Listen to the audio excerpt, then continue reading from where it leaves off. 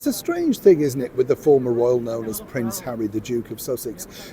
Time and time again, he highlights the fact that he feels very, very vulnerable while visiting over here in the United Kingdom, seemingly because, of course, royal protection officers and, of course, simply royal protection Met Police are not enough. He feels that there's going to be more.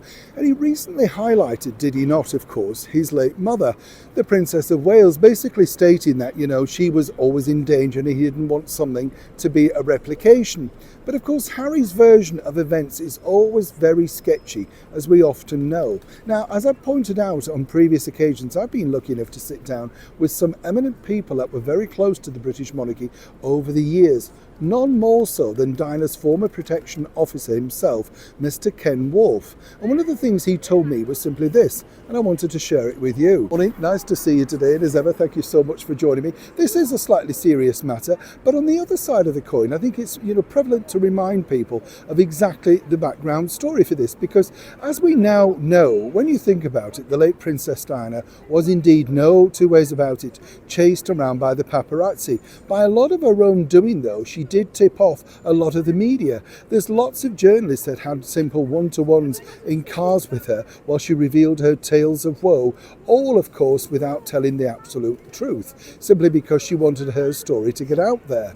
What is interesting, as I say, is when I sat down on a couple of occasions now with the brilliant Ken Wolfe, the former Royal Protection Officer of Princess Diana, he did highlight the fact that it was her opportunity to turn away the Royal Protection team. And he did warn her on his very final day that, this was a huge mistake. Of course, we didn't know then just how influenced she was regarding the sit-down interview for Panorama with Martin Bashir. There's no two ways about it. He clearly fed her a lot of lies, and a lot of senior officers have told me the same thing over the years. Of course, now it's all unravelling.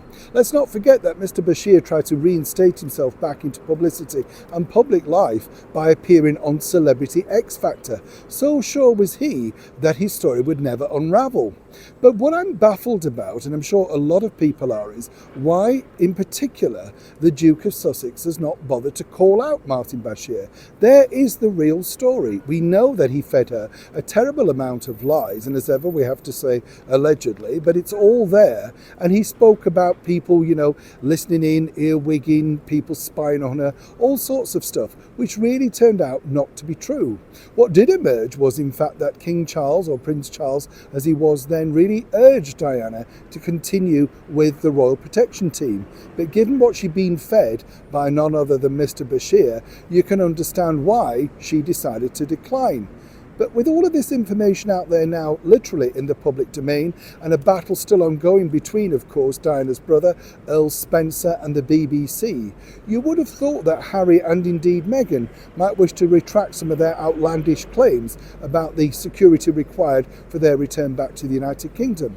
And more importantly, why simply do they not condemn, as William has done, Martin Bashir, the rogue reporter that still remains roguing-free, simply because they can't bring him to task, or because of his own now mental health? It is the true story about security for Harry and Meghan within the royal enclosure. Neil Sean in the very heart of London.